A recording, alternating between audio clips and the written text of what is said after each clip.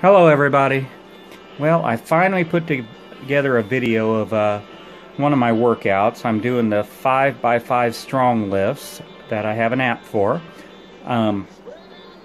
This is the squat part of it. I did different angles on all of the exercises.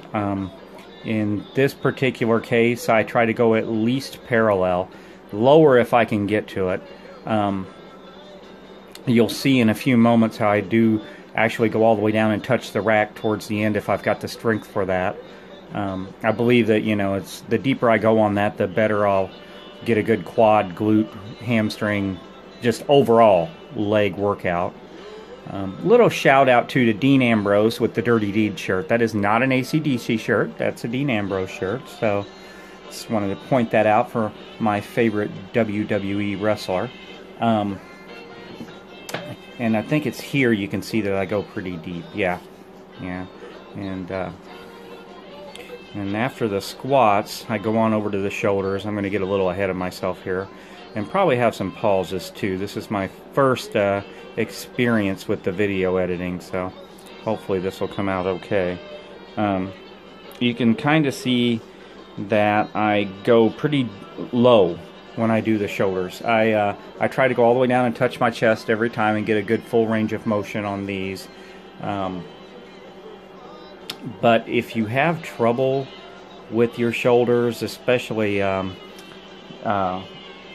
rotator cuff injury or something like that, then I would advise against it. Actually, I would advise against doing these at all if you have any kind of rotator cuff injury, because they can just make it worse.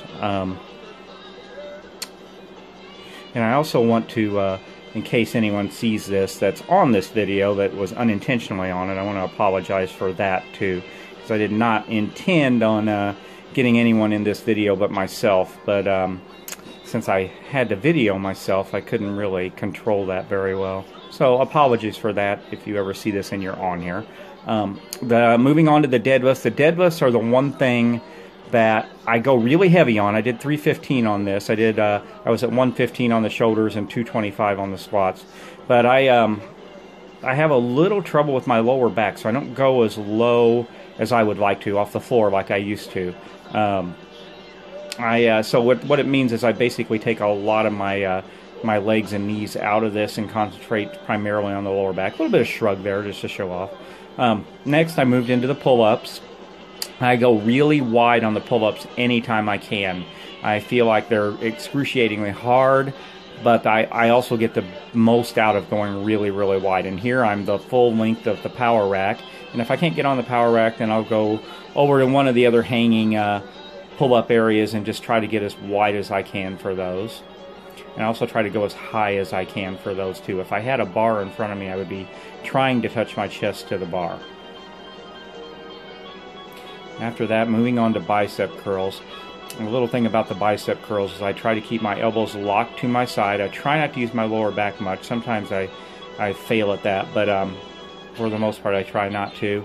And also I bring the bar up to my chest, and since my elbows are locked to my side, my elbows don't float under the bar, and that's important. It gives me a really good bicep workout and keeps the tension on the bicep. Here you can see it a little bit better. If you'll notice that when I do these right there, just touch my chest, and always try to get a full contraction too, which means stretch it at the bottom. Don't go halfway down or keep your elbows slightly bent all the way through.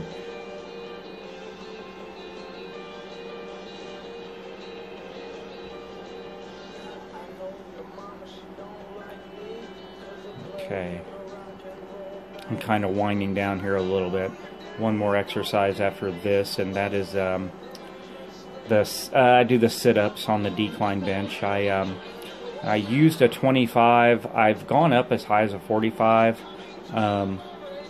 but after Christmas and taking the holidays off mostly from working out, I dropped back down to the 25. I'll probably go up a little bit on this, as well as most of the other exercises on my next workout. But what I'm doing is I'm doing a sit-up on the decline, and then adding a twist into it. And then when those got kind of tiresome and hard, I ended up just going on and just doing straight sit-ups. I think I did about 8 of each of these.